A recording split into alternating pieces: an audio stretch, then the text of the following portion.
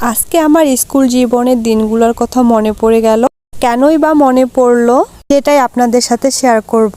এখানে দেখছেন আমি সজনে পাতা তুলতেছিলাম, আর ঠিক এই সময় বাচ্চারা স্কুল থেকে ফিরতেছিল সাইকেলে করে, আর এটা দেখে আমার সেই দিনগুলোর কথা মনে পড়ে যাচ্ছিল। এক সময় আমিও ঠিক এভাবেই সাইকেলে করে স্কুল থেকে বাসায় ফিরতাম, কারণ আমাদের বাসা ছিল অনেক গ্রামে আর স্কুলটা ছিল একটু দূরে, তাই আমাদেরকে সাইকেল ব্যবহার করতে লাগতো।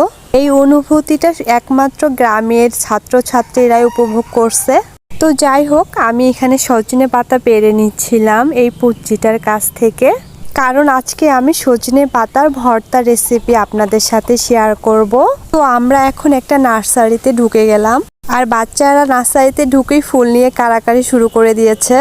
আমরা বাসায় এসে এখন সজনে পাতাগুলো খুব সুন্দর করে বেছে নিব। এখানে পাতাগুলো আমার বাছা হয়ে গেছে, আর এভাবে খুব সুন্দর করে বেছে নেবেন যেন ডাল না থাকে। তো এখন আমি সজনে পাতার ভর্তা করব, তার জন্য সজনে পাতাগুলো সিদ্ধ করে নিচ্ছি আর একটু লবণ দিয়েছি, সিদ্ধ করে নিব ভালোভাবে। সিদ্ধ করা হয়ে গেছে, তাই আমি সজনে পাতাগুলো উঠাই নিচ্ছি। কড়াইয়ে দিয়ে দিলাম সরিষার তেল, আর দিয়ে দিলাম রসুনগুলো নেড়ে চেড়ে দিয়ে দিব কাঁচা মরিচ দুটো।